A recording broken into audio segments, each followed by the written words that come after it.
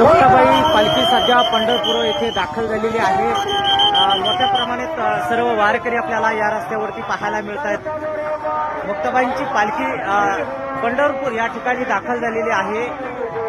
मोठ्या संख्येने सर्व वारकरीच्या उपस्थितीमध्ये आता पंढरपूर या ठिकाणी मुक्ताबाईंची पालखी ही या ठिकाणी आलेली आहे।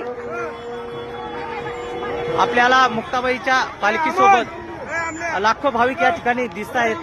सध्या आता या ठिकाणी दाखल झालेले आपल्याला पाहायला मिळते। मोठ्या संख्येने वारकरी त्या सोबत आहे। मुक्ताबाईच्या पालखीचं या ठिकाणी आगमन झालेलं आपल्याला पाहायला मिळतंय। पंढरपूर या ठिकाणी मुक्ताबाईंची पालखी दाखल झालेली आपल्याला दिसते।